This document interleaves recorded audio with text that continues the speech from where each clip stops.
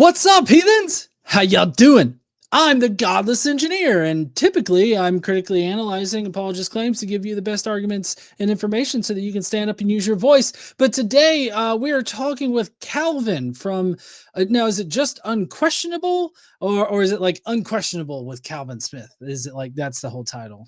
I mean, if you want to get like really technical with it, then I mean, it's the whole thing is Unquestionable with Calvin Smith. But I kind of adopted just the like first and last part after, it's just been going. People have just started calling me Unquestionable Calvin. And I was like, sure, why not? Let's go with that. So yeah, I mean, you're not really wrong either way.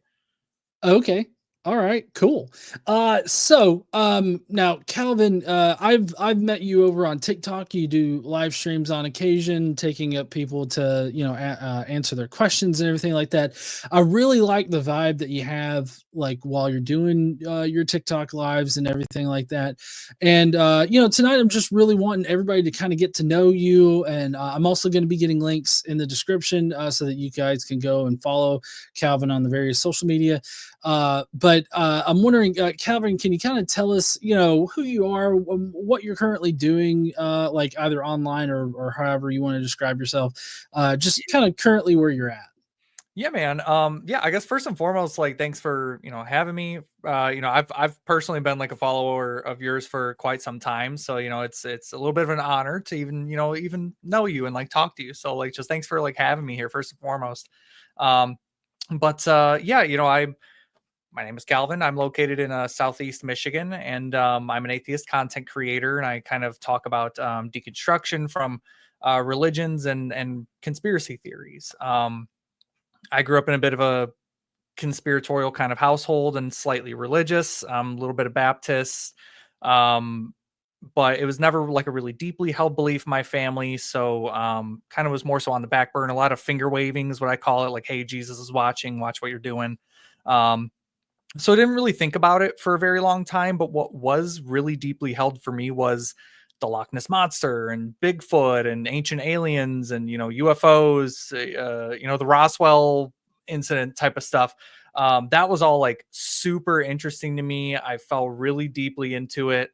And yeah, just over time it developed into like full-fledged conspiracy theories that I was even just making up myself. I started like a blog page and I started writing articles about, frankly, just kind of bullshit. I just was talking about like the weirdest, most obscure like aliens and stuff. And like I thought this stuff was like real, I guess. Don't really know what was going on, to be honest. And yeah, I eventually wanted to talk about this stuff more and, get the word out, I guess you could say. And so I thought I'll make a podcast. So I started the Unquestionable with Calvin Smith podcast, where I talk to people about what they believe and why they believe it. Because this is also the time I started learning about street epistemology, and just kind of wanted to use like that in my kind of conversations with fellow conspiracy theorists. And Mm. as I was doing this show, talking to alien channelers, people who think that they could channel alien species, and we're talking through them, to Christians, to Satanists, to flat earthers, and everything in between, people from ancient aliens. And it wasn't until I started to really hear my own theories echoed back to me through someone else that I was like, wow, that kind of does sound crazy. Actually, when I hear someone else say it like that, it does kind of sound crazy. So I'm gonna like reevaluate some things. So like, if you listen to my show, like from episode 1 to episode 40, like 46 is where I think it ended, you can actually like listen to my deconstruction process from the course of the entire show. It's really interesting. So I mean, it's kind of thanks to myself kind of branching out and wanting to have those discussions that kind of brought me out of those really deeply held beliefs. So now I can confidently say I'm not a flat earther. I don't believe in gods. I don't believe in Loch Ness Monster or Bigfoot or, aliens or, whatever it may be. So that's kind of where I'm at. And so now I make content regarding that, talking to people about what, they believe, if they believe in aliens or a god or whatever. I want to know if that's true. So yeah, I talk to people about it. Nice. Yeah. Yeah, and that's really interesting to hear that, you've got your full, like, sort of deconstruction process, from conspiracy theories. I mean, normally, you hear people about, referring to deconstruction and all that when it refers to, like, religious ideas, but, to hear it about, like, it happening in conspiracy circles, that's pretty interesting. I used to, back when I first started doing like live streams and stuff, I would exclusively do like flat earth, kind of conspiracy theory and all that kind of stuff. And it was fun for a little bit, but after a while it began to be just all the same kind of misunderstandings and same kind of bullshit. But and here a little bit of a fun fact. One of my favorite things that I love to wear as far as like attire goes is Bigfoot attire. And like here in North Alabama, for some reason, North Alabama and just sort of the Appalachia region, like near me, Yeah. it's just full of like Bigfoot shit Oh, just I bet. everywhere. Yeah, I've got a green hat that I just got recently because we went out and visited all the national parks like in Utah, and we went to the Grand Canyon and Death Valley and everything like that. But I believe it was either at Bryce Canyon or one of the other ones. I actually found a hat. It's downstairs, but I got a hat that's got a Bigfoot on it and it says Squatchy, and like I just Squatchy. yeah, I love Bigfoot shit, not because I believe in Bigfoot, but just the imagery and everything like that. I don't know. Yeah. I think it's cool. So I No, definitely see I the have a hat allure of it. literally sitting off to the side. I have a hat sitting right here that has on the front of it has Bigfoot being abducted by aliens on it. It's one of my I love the hat. So That's awesome. But okay, so back to your story. I'm kind of curious as to like what exactly what like was there one particular moment or one particular thing that kind of like flipped that switch in your mind that caused you to sort of really critically look at those things that you believed, like was there any one certain thing or was it like just a culmination of a lot? I mean it's yeah, I mean I would say it's a culmination of a lot, but I mean really it's like I almost can find so TikTok becomes a thing, right? Right when I'm starting my podcast and I figured I would use TikTok to promote my podcast and stuff. And once I started talking about like because a really big conspiracy theory for me was Atlantis, and the belief of an ancient lost high technology. Graham Hancock, he was like my hero. And I would post videos regarding that, what I thought was like evidence for these types of things. And some of them got a little popular, and some YouTubers that were way more educated than me in history schooled me. They schooled me in a couple of these conspiracy videos that I made. And it really made me had to sit back and go, wow, like these guys are, pretty smart. They really do know what they're talking about. They did kick my ass right now. I really don't have a better rebuttal for what they said. And really was kind of like these YouTubers starting to find my like kind of getting popular TikToks that really made me sit back and think about it, because I was like, I'm getting debunked by these, random dudes on YouTube, like I should probably look a little more into these types of things rather than just take what, this guy over here, Graham Hancock or Brian Forster or, Robert Schoch or whatever, these big names in like lost technology or whatever, just taking what they say on face value just because, they have a couple books or something. Right. Okay. Were you ever into the ancient aliens Oh yeah. thing? Yeah. Yeah. Ancient Aliens was like my Bible for like for a very long time. That was like, all right, you need evidence for this. Look at this episode of Ancient Aliens. Look at what they show on here and tell me that's stupid. That's wrong. Like, I bet you can't do it, like type of thing. And yeah, I interviewed a couple people who were like on Ancient Aliens, like Dr. Greg Little and Brian Forrester and stuff. They were on Ancient Aliens as like, guests or whatever, talking about their conspiracies. And yeah, after talking to them, not only did I realize that they're just unpleasant people and in general, like they're just generally like really, really mean spirited people for some reason. But they really didn't have evidence for what they were backing up. I found that they were just kind of talking about things, and like the whole point of my show was to like kind of come on and essentially convince me of what you were talking about, kind of thing. It's I'm just here to listen, convince me of your claim. And, Mhm. you know, they never came with like any type of like evidence or anything. It just was them kind of, you know, saying things without demonstrating it to be true.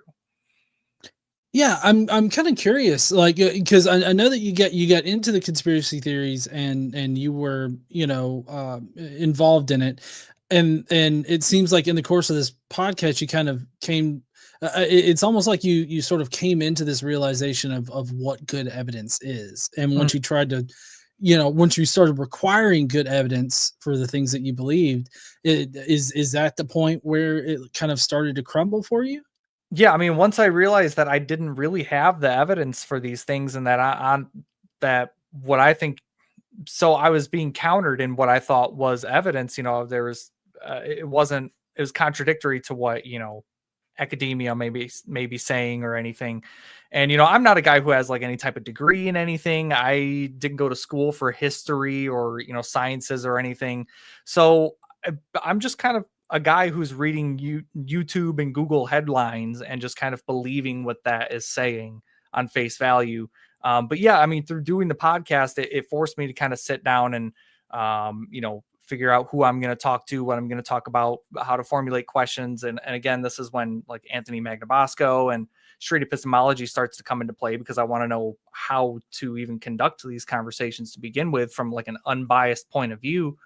And more so just have my guests on to present, you know, their evidence to my audience type of thing. And I'm just kind of the middleman there. But it was like through the course of doing that I started to kind of push back a little bit with every episode. Instead of just being a little bit more unbiased, I more so was asking, you know, more challenging questions rather than like open-ended. So I mean, you can kind of see that at the beginning of my show, like episode 1. It's just me talking, like a studio kind of format about like an alien abduction scene. And I'm talking about like the eyewitnesses for those. And then at the end of the episode, I say, well, at the end of the day, I don't know if I believe that this actually happened, because it's only eyewitnesses. Is We don't have anything other than eyewitness accounts for this. So I'm not sure if I believe it. And then I started getting guests on and asking them questions, and they weren't able to substantiate what I was asking with evidence or, you know, good reasoning.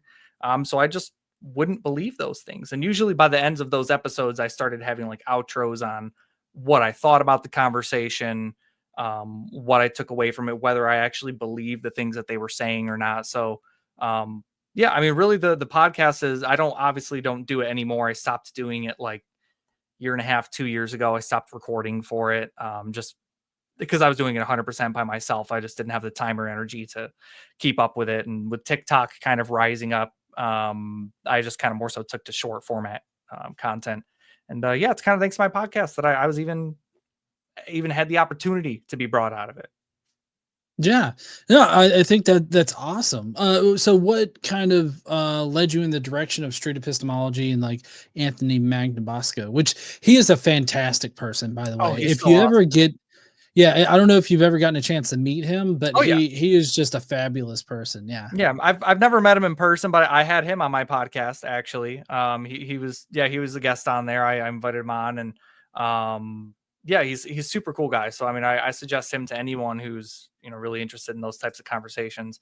Um, but yeah, I mean, I just knew like the way of questioning for street epistemology. I felt like it got to uh more of a better understanding of what was, so instead of like the debate format, you know, a lot of people were doing like the debates and arguments, and I wanted to make a show that wasn't about getting angry at each other. It was about having like Mhm. legitimate conversations and really respecting each other's standpoints, and not pushing my beliefs on these. Like a lot of these times, you know, my guests knew really nothing about me. They knew what they saw from my podcast, and I wouldn't really tell them if I'm atheist or a Christian or not. And yeah, that way of questioning, I just feel like we get to like a better understanding of things. I actually do street epistemology in my downtown area in downtown Plymouth, Michigan. I take a big sign that says "Ask an Atheist," and I'll do like street epistemology down there and do those on TikTok Live and stuff. But uh, yeah, I think it's the conspiracy theories like were more deeply held for me, um, rather than like a religious belief. So like when I per se was deconstructing from the conspiratorial beliefs, like that's like equivalent to, for me, that would be like equivalent to someone else deconstructing from Christianity. Like those were like super deeply held things that really did trouble me. That, you know, I really held deeply as true. And so like I wanted to make sure other people were, you know, following true things too. Yeah. Yeah, no, I applaud anybody that's willing to get out there, put themselves Yeah. out there, like in a street epistemological way. 'Cause I've not done one of those just yet, but I think that's more because maybe I'm just a little bit more anxious about it being in North Alabama. That's fair. Yeah, deeply religious area, but I'm not afraid to talk to people about Yeah. it. Like I've been questioned a couple of times, like at work and stuff about it. I'm not afraid to do that there, but I feel like subjecting myself to the general public might be a little risky right now, at least. I'm kind of curious. Have you always been an atheist, or were you religious at one time? Yeah. No. So, we went to church pretty regularly until I was like 6 years oldish. Then, you know, my parents split up and, you know, my mom just couldn't continue to bring us to church really anymore. So that's why I say like it was kind of put on the back burner really, but very much religious household. Um, uh, but it wasn't, you know, heavily enforced, I guess you could say. Like if it was brought up in conversation, you know, everyone's praying at dinner, et cetera, et cetera. But yeah, again, it wasn't like a big deal when I did start coming out as atheist. My family wasn't like, oh my God, you know, like he's atheist now. Like it wasn't like a big deal. There's plenty of like atheists in my family. So it was like, it was pretty accepted.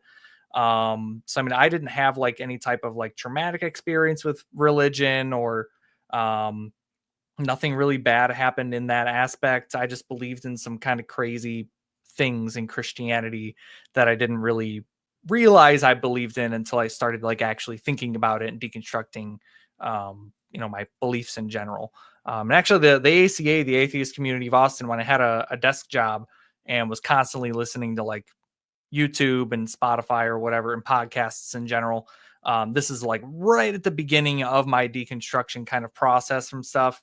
And I came across the ACA and started listening to their shows. And that helped me also kind of realize like, wow, there's other people asking these questions too. Like, let's see what they're kind of talking about, what their position is. Now, I'm kind of curious. While you were well, I guess you weren't listening to the ACA shows while you were a conspiracy theorist, right? Oh, I absolutely was. Because I would say I was Okay. an atheist before I was before I stopped believing in conspiracy theories. Yeah, like I Oh, was an okay. atheist who believed in, you know, uh reptilians running the government type of thing. Oh, wow. Yeah. Did you ever call into Truth Wanted? I never called into Truth Wanted. I've actually guest hosted Truth Wanted, I think 3 times now. I'm gonna do it again next Friday. So Oh, that is so awesome to hear. I think that you'd be perfect on it. yeah. Oh yeah. Yeah, I love Truth Wanted. They're awesome. They just shot me an email and were like, "Hey, we have an opening. You want to hop on again?" So yeah, like Objectively Dan and, you know, MD Aware and stuff like they're all great. You know, they have some really Yeah, great yeah. conversations and stuff. Yeah. Yeah, I gotta say that if you hadn't have already been on there, like if they didn't already know about you, I definitely was gonna pass the word along because I Yeah. mean, I'm one of the hosts on Atheist Experience Yeah. now, so like I have some inroads there. I can Yeah. suggest people like this motherfucker would be There's good. been like talks about me being on that show, but like they never actually have gone through with it. Like they keep throwing it around, but like the schedule keeps filling up. So I'm just like, it's fine, you know, whatever. I guess I'm on Truth Wanted. That's cool. So Truth Wanted's an awesome show. So Oh yeah, I've been on there a couple of times. I've once with Dan, and then another time I believe with John Lovell, the skeptic. nice. Yeah. Uh, Yeah. Yeah. yeah, yeah, Okay. yeah. That show's always got a different vibe because it's it does dive into some more of the conspiratorial and like Yeah. the weirder sort of topics. And you know, But it's funny because I I'm listen to it regularly, and it's like it's often like when I'm co-hosting is when like all like the, you know, conspiracy theorists start calling in. So I mean, it's kind of interesting because I don't really have those conversations very frequently. Nowadays, it's really just about like religion and Christianity and stuff like that. So I mean, it's kind of refreshing to hop on there and talk about like stuff that like I actually, really held deep, dear. Hmm.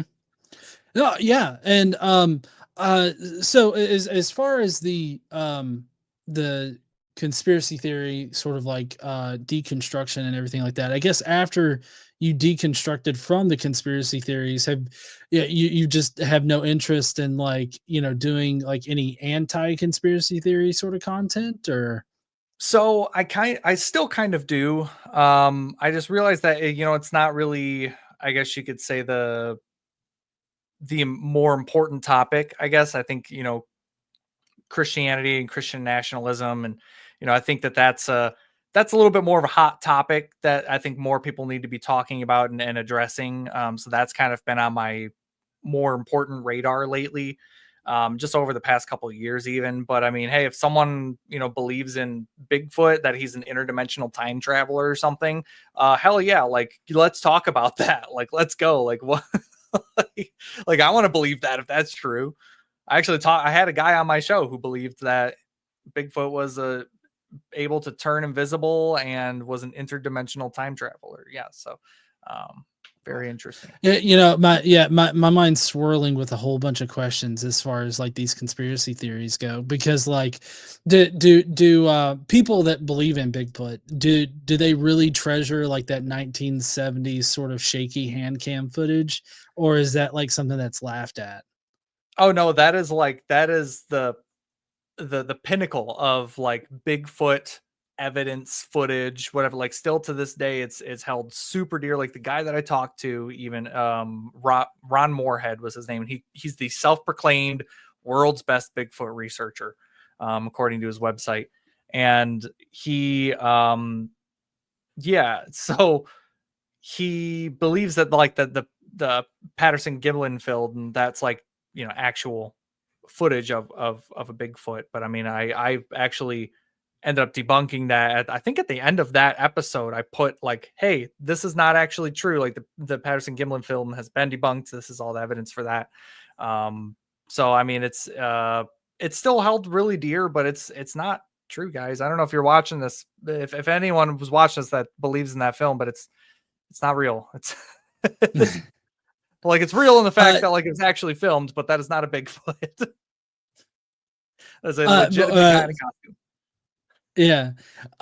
So fun fact, I was part of this whole like sort of debate sort kind of competition on this other channel.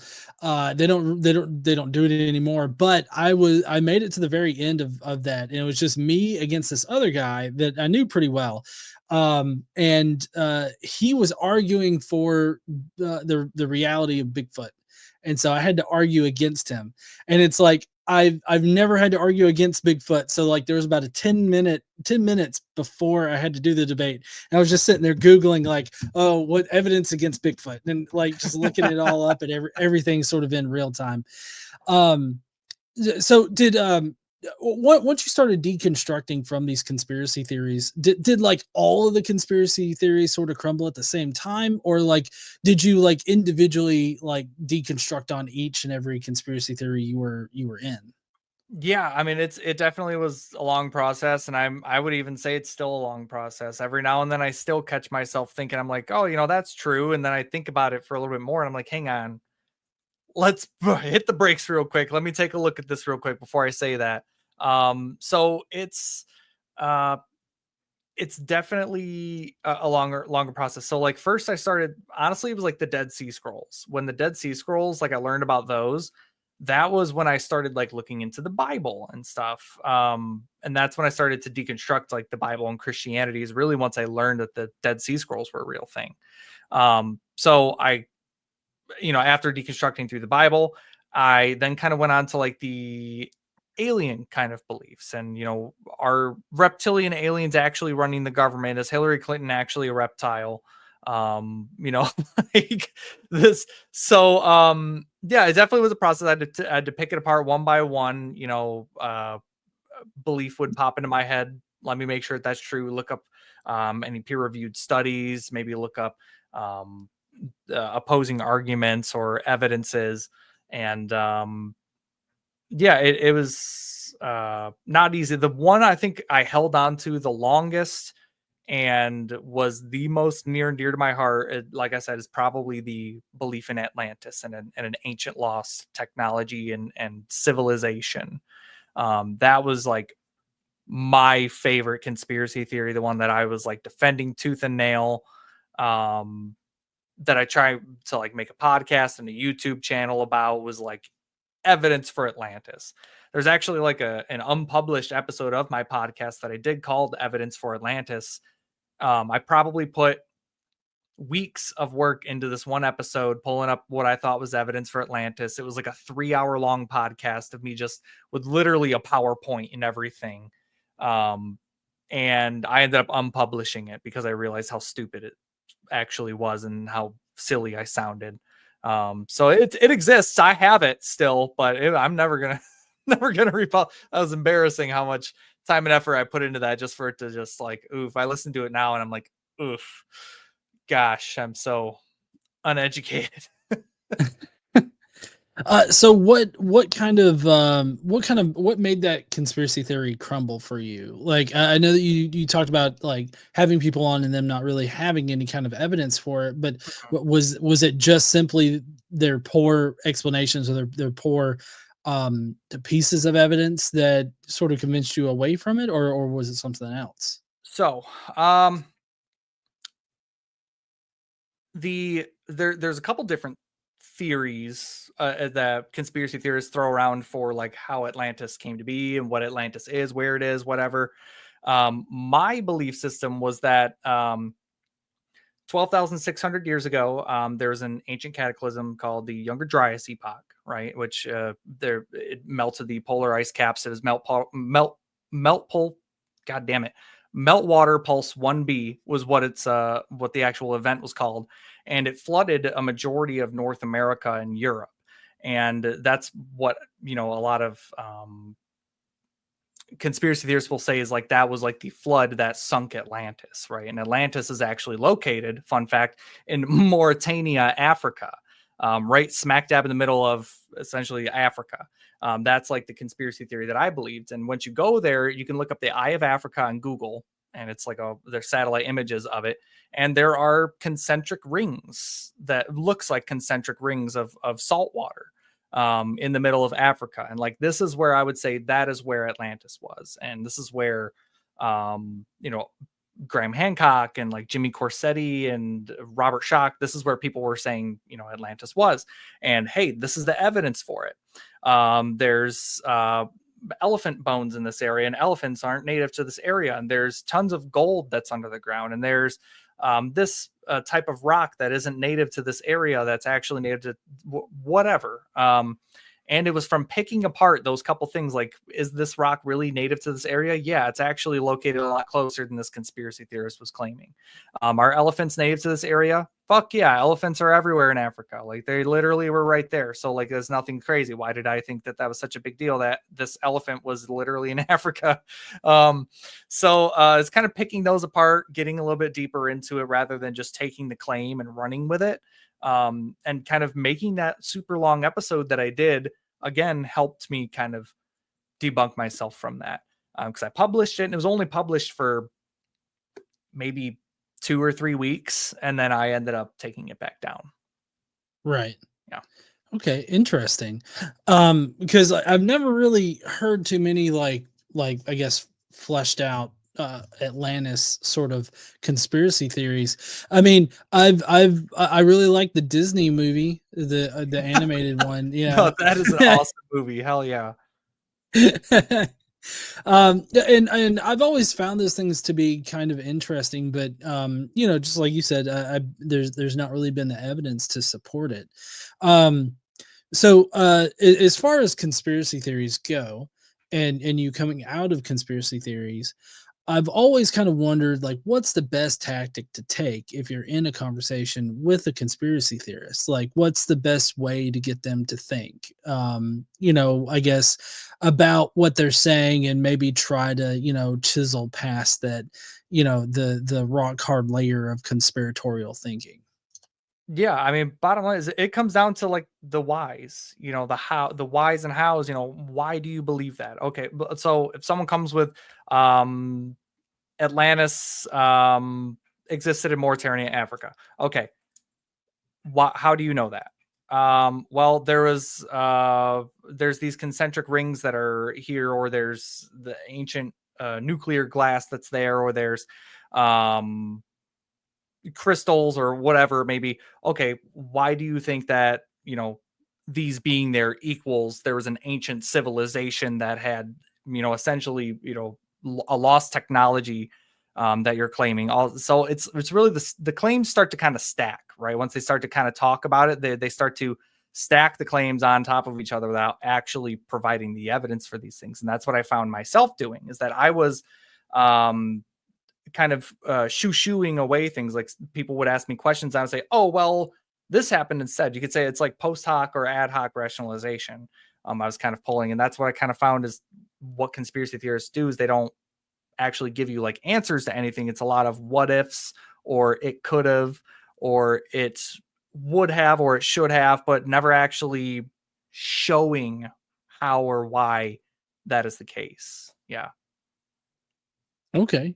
No, yeah, and I mean that does sound a lot like just street epistemological sort of way to attack it. And I mean, I think that's that is one of the better ways. Like, if you're looking to really get to a person, taking a very Socratic sort of route is actually a really good route if you're looking to change minds.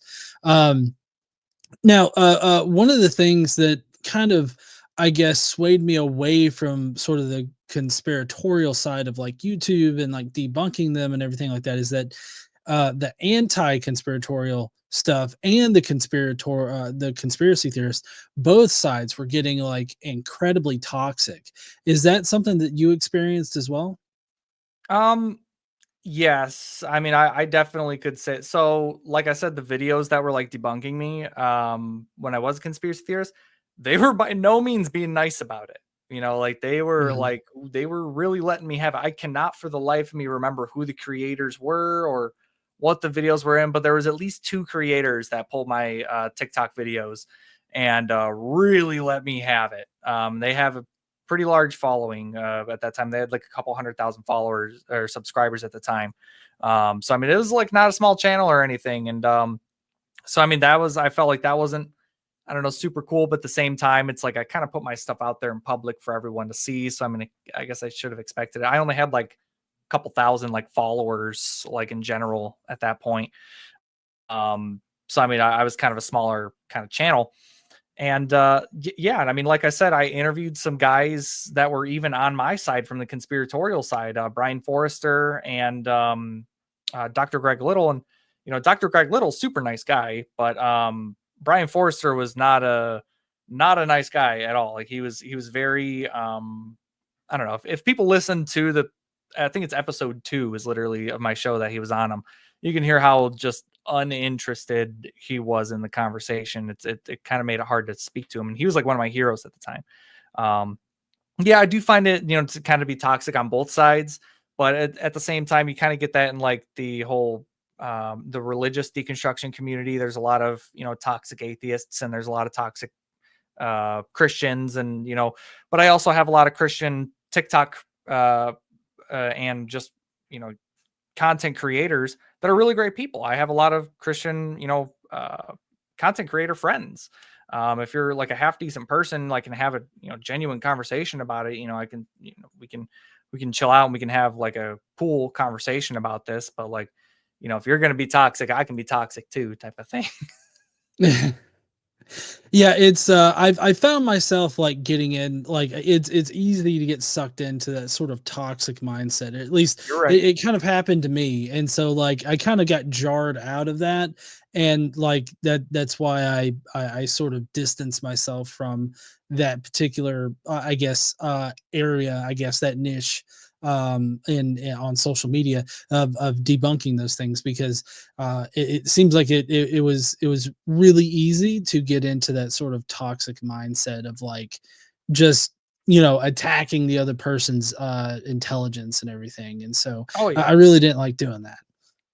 Yeah, and I mean, I try to make it a point to, I don't attack people as people. I'm going to attack your beliefs, because I think beliefs, really matter. What you believe, affects everybody around you. So, am I going to come at you strong about why you believe that, there's an invisible magic man in the sky? Yeah, I'm going to come at you pretty hard about that. But, if you have the evidence and the reason to back it up, you shouldn't have anything to worry about, right? Because you can just convince me wrong and, prove that I'm actually the cringy one here. Yeah. No, I get you. So as far as I know, my mind's going every which way with this. But I'm wondering, is there any way, like, do you think that there's a good way to distill down like what is a conspiracy theory? Because I this is kind of a follow up to another question that I have that's specifically related to my content, given your background. But I'm just wondering if you could sort of describe in general, like what would you say characterizes something that is a conspiracy theory? That's actually really interesting. Because I've even been on record saying that I would almost categorize, religious beliefs as being conspiratorial and believe. I mean, um, now, yeah, it's actually interesting. I don't know if anyone's actually ever really asked. I don't know what would constitute as a conspiracy. I would say something maybe extraordinary, possibly involving um an external mind, or a god or something maybe that isn't currently demonstrable in reality, I guess you could say. Like, so claiming that there's uh some hairy humanoid in the forest that is able to turn invisible on will and travel through, reality interdimensionally. Would I say that that's conspiracy theory? Yes. Would I say that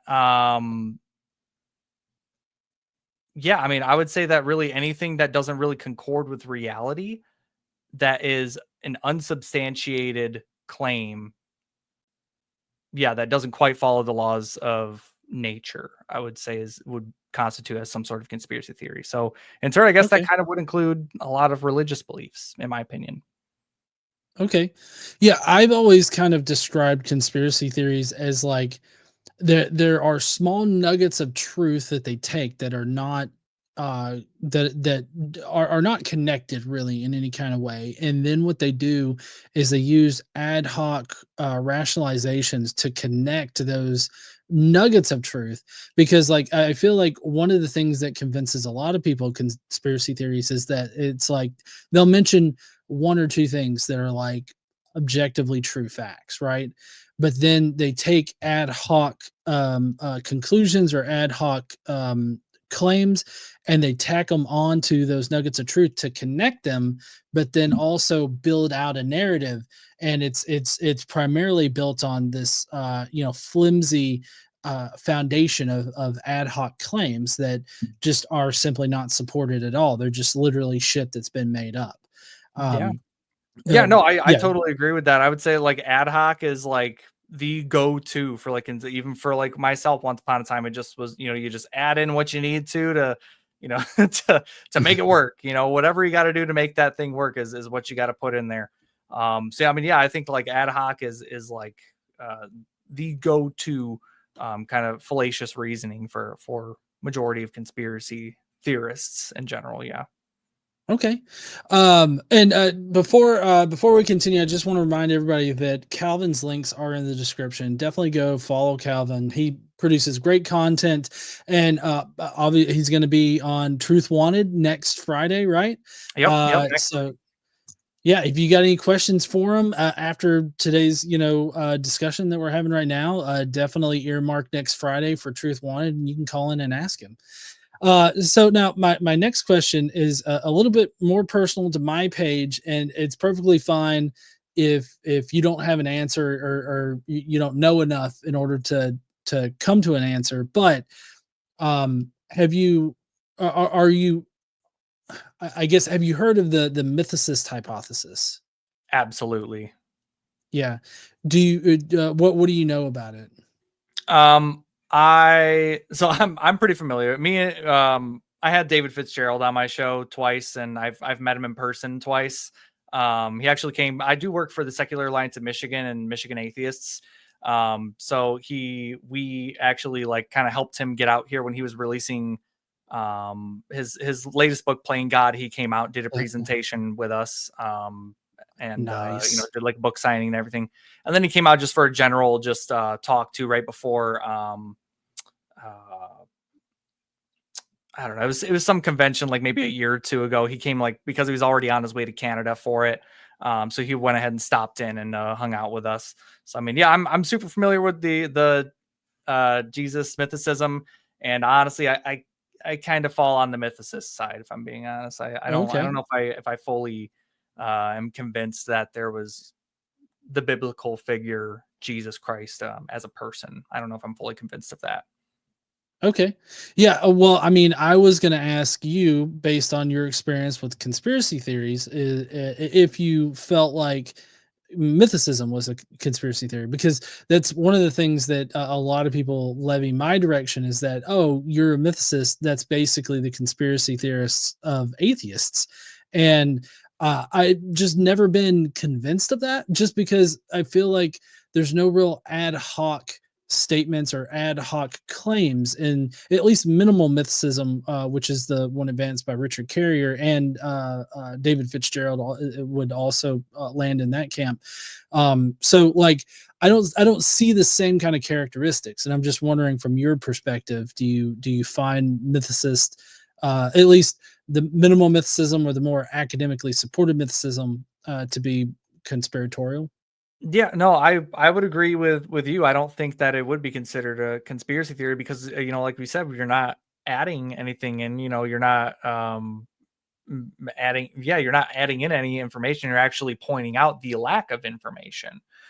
So it's not more so believing in something. It's like atheism. You're not believing in something. You lack the belief in it. So it's like lacking the belief in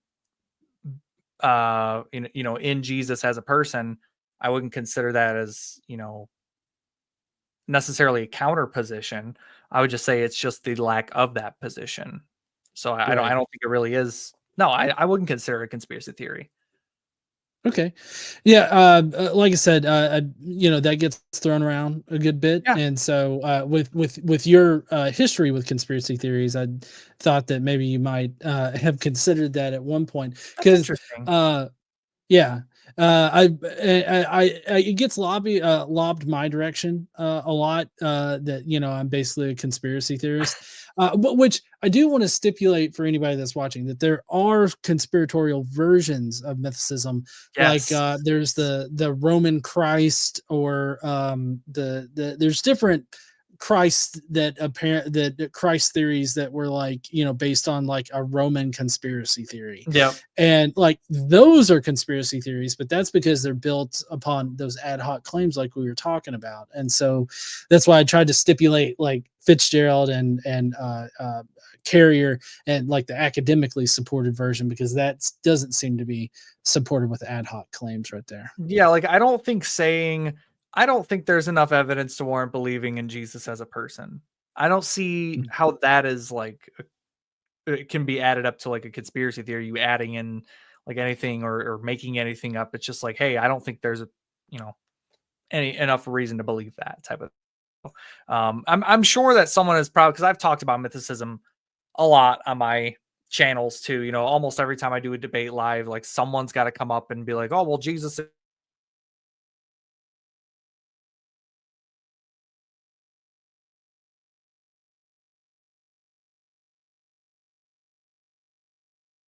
Oh,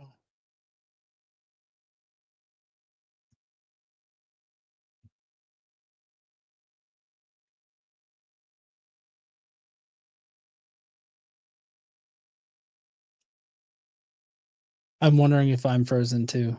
Like I don't know if it's my machine or if it's Calvin's. I guess I could pull up the G. I'm good. Okay. Yeah, I think Calvin got, at least I think Calvin's computer got raptured.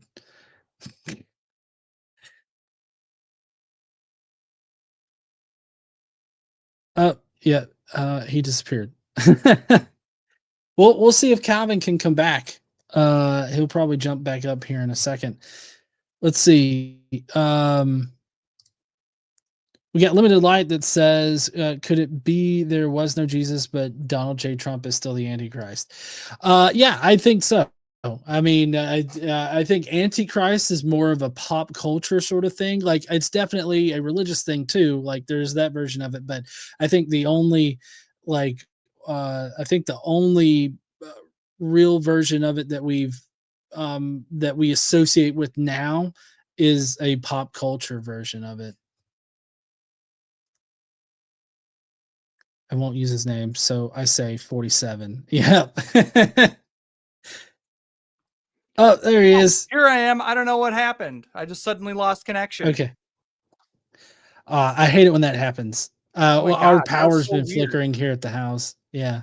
You know, it We is. just figured Jesus came and I got you. think it is storming, so that probably has something to do with it. My Yeah. internet's terrible here.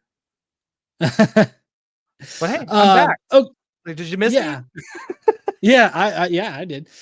So we were talking about mythicism, but Yeah. and we've been talking about conspiracy theories and all that this entire time. But I'm wondering, I know that you were religious and then you deconstructed to an atheist. I wanted to talk about that for a second. Yeah. What was there anything like? Was there one moment that was kind of like sort of like a light switch going off?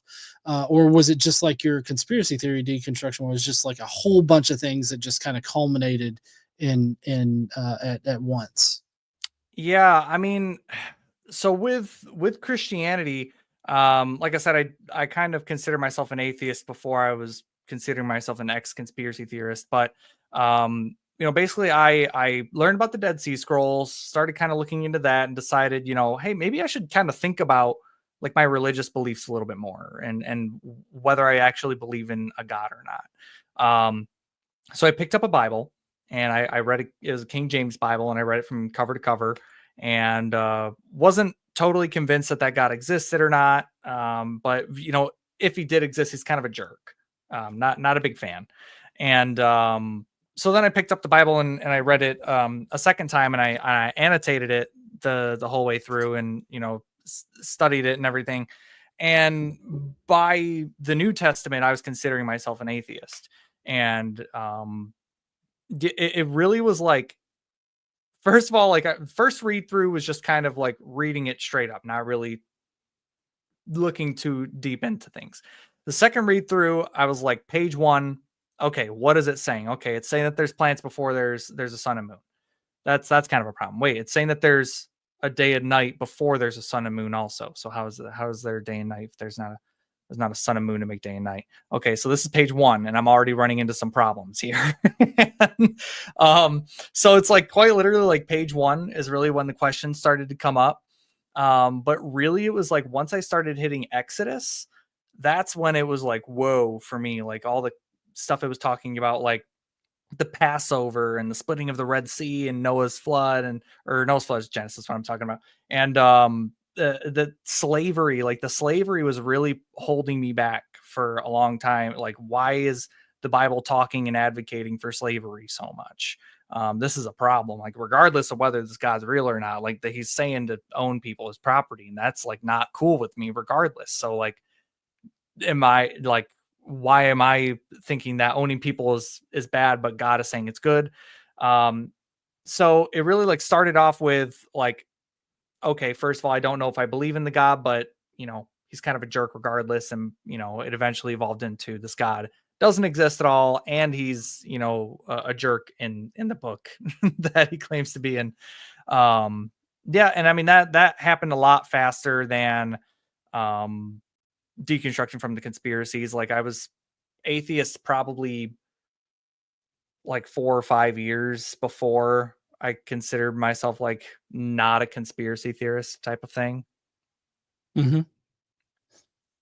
I'm so glad that you had that reaction to the property and the slavery and all that kind of stuff, because I feel like Christians, they'll go one of two directions. Either they'll make excuses for it, or they'll be like, yeah, that's bad, and I don't know how to really overcome that. Like, I don't know how to Yeah. explain why that is a thing. Yeah, and I'm just like, okay, so then why would I like kind of brush it off and like act like it's not actually in there? Like I don't think that that's right. And like bottom line is like I don't want to be part of anything that thinks that it's all right. So like if this almighty creator God of the universe is saying that owning people is okay and you can beat them within an inch of their life as long as they don't die within a couple days, like I don't want to associate with that thing.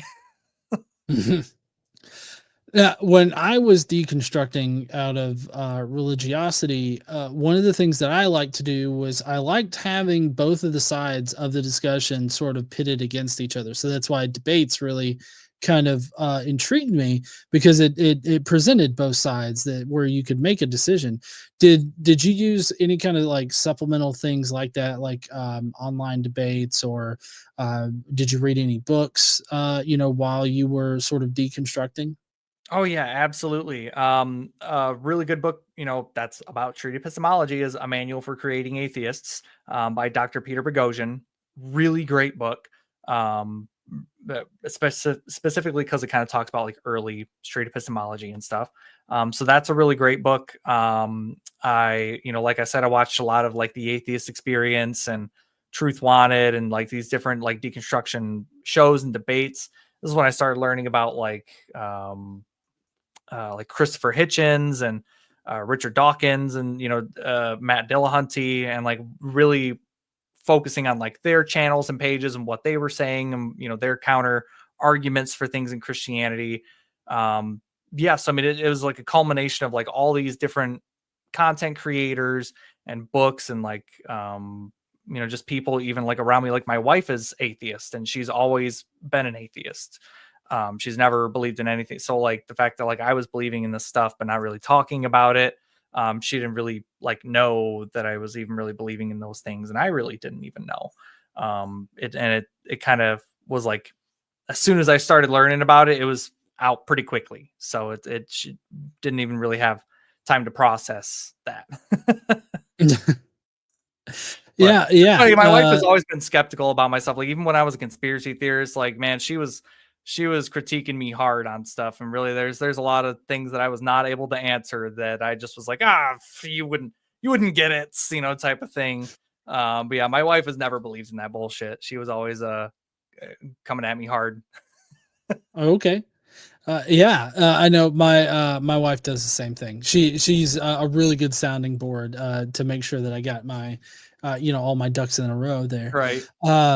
But was it difficult for you, like I guess in sort of a mixed faith sort of relationship, like at first, or was it, did y'all have like clear lines defined in that particular area? Yeah, it wasn't really like yeah, the whole religious stuff, it really wasn't important to me. Like she knew I was like reading the Bible twice, and I read the Quran and the Bhagavad Gita, and the started reading the Book of Mormon, but stopped because it's so incredibly boring. Holy crap! So she knew that I was like reading these religious texts and like exploring my faith, I guess you could say, and trying to figure out what I was actually believing or not. um she was totally aware of it, and she was supportive. But yeah, it's really thanks to her that I she kind of kept my ducks in a row type of thing. And Mhm. yeah, although she didn't really believe it, she supported it. She was on my podcast once. We got psychic readings together actually, and I was able to record my experience, and we like talked about my psychic reading and stuff. It was super fun episode. But uh yeah, so I mean it was never really something that we talked about. Like she knew I was reading the Bible and stuff and deconstructing that type of stuff, but it was neither here nor there. I didn't talk about it really until after I was done really with my second read through. That's when I was like, hey, I was like, I think I want to talk about this stuff, about some of the stuff that I found in here. I think I should like talk about some of this, like let someone know what I found. So I'm like, what if I started like doing this on TikTok. So like I wanted to make TikTok like a podcast and like music type of thing, because I'm a musician too, and I write my own music and stuff. So I, wanted to make it for like my podcast and music. And I started getting inundated with religious comments on my like stuff that was not about religion, like at all. And they Right. people, just random Christians, to be frank, were like spamming like Jesus type of stuff. And I pushed back on it. I made a video about like Noah's Ark or whatever, and responding to a comment, and it blew up to like 10,000 views or whatever. And at the time, like I had like 0 followers, and it, like almost overnight, I was like, boom, I have like 10,000 followers. I was like, okay, well, people obviously like this stuff. So then I made another video, and then that one blew up, and then like, boom, I've got like another like 10,000 followers. And then it's like, that was a couple of years ago. Now I'm almost to 100,000 followers on TikTok now. So, I mean, I guess people are really enjoying the things that I'm talking about and the stuff that I found. And really all I talk about is like what's in the Bible and what's in the Quran. And, now I do my music stuff and still, and just kind of do whatever I want over there now. That's cool. I mean, you're doing a whole hell of a lot better than I am. I don't know. I just haven't figured out TikTok yet. Like I just, I don't know It's how to really do luck of the that. draw, man. Like there's like, sometimes I post a video up that I think is like, I barely tried on, and it's like, I wake up and it's at like 3 million views. And I'm like, wow, that kind of makes me mad, because of the videos I do try really hard on, like no one looks at type of thing. Yeah, so right now on TikTok, my biggest view count video is 1.8 million views, and it's literally an anti-flat Earth video where I stitched a flat earther like just with words on the thing, and then I'm just looking into the camera. I'm like, what? And that's it. Like that's literally it. It's the lowest effort that I've ever put forth like ever in a video, and it gets 1.8 million. And then it's like I have these very detailed videos where like I go in depth in a short amount of time. I try to go as in depth as I can into like a topic or something, and it's like 100 views, and I'm like, fuck this. Yo, like, dude, come on. No, it's like, that's the same thing. Like I'll try really hard. Like I think my most popular video has like 2.8 million or something views on TikTok. And I mean, it's a video of me like doing stuff with my Bible, talking about scientific inaccuracies in the Bible. And yeah, but like there's been other videos that I've like, I kind of hate being known as like, I'm the guy on TikTok with the tabbed up Bible, like that's what like everybody like knows me as now, because like that's the video that blew up. So I kind of hate that, but I guess if that's how people recognize me, cool. But like I do other things, I don't I don't really want to be like, so people ask me to like publish like my like annotations and stuff like that. I'm like, dude, last thing I want to do is publish more Bibles. Like, Yeah. like do all that time and effort to publish a Bible, like, ew. No, yeah, I completely understand that. I've got an idea for a app that I want to write, because I mean I'm Oh, a nice. software engineer. Yeah, and it's I'm been working on this idea for a while. Like there was a time when I hyper focused in on it, and like I wrote up like an entire thing where you could do the searches for any Bible verse, and it would literally load from a database that had like 5 different versions of the Yeah. Bible in it and everything. Like I was working on an app for that, and then I just kind of lost interest because That's super ADHD is a cool though. bitch. Like that's actually really interesting. Like hell, I would use that. Yeah. Well, and so my ultimate end goal is to write this app so that like if somebody needs like, oh, where does it say in the Bible that slavery is okay? It's like, okay, you pick up the app, you go directly to like the slavery section or something like that, and then it pulls up the actual it'll pull up the verses right there, and like commentary and everything like that from Nice. from Yeah. scholars and everything. And so yeah, that's my idea for that, but that would be akin to like you publishing your annotations. Exactly. It's like if I'm gonna spend all that time writing a book, like I'm gonna be about like deconstructing from those kinds of beliefs or like something else. Like it just seems like a lot of work to just publish a Bible when people can look up a Skeptic's Annotated Bible, or, pick up the Bible yourself and read it. If you Yeah. really want to know what's in there, it's like, dude, these are just my thoughts. This is my, I never planned on really sharing this with anybody. I just kind of did it for my own good, and then decided like, wow, people might actually want to know about this. So maybe I should kind of talk about that a little bit. Cause again, this, politics are a thing. And if people are going to use the Bible in politics, and what I've learned and found out, like, I should probably let some people know what like some of these laws and policies are incorporating from this, barbaric belief system type of thing. Yeah. No, I think that would definitely be beneficial. And I mean, especially right now with Christian nationalism on the rise and everything, and the conservatives deeply tying in their hateful rhetoric to like the Bible and what the Bible says. Yeah, I think that that's a very worthwhile, thing to do. So we've covered a lot in this conversation. I don't want to take up too much of your night. I have to say I'm stoked to see you on Truth Wanted next week. That's going to be awesome. Yeah. And is there anything else that maybe we didn't get to tonight that you want to discuss? Like, I don't want to leave anything, on the table, or whatever that saying is. Yeah, no, not really.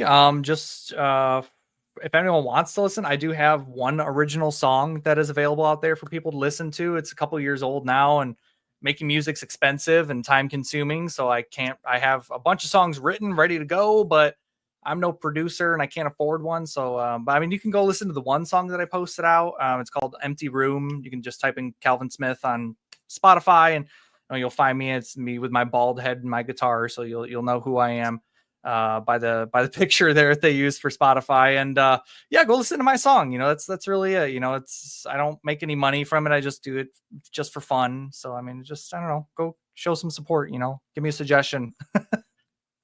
Definitely, and I'll see if I can get a link to that in the description too, sure. so that people can easily get to it. I don't really have any more questions for you. I mean, this has been very intriguing. I'm incredibly interested in the whole, deconstructing from conspiracy theory and how to reach people that are there. And I think that taking the street epistemological route is definitely, a good way to go. Why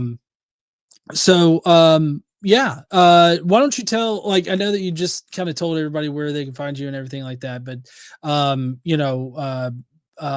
I hope everybody goes down below and everybody checks you out and everything. And so I guess I'll let you go.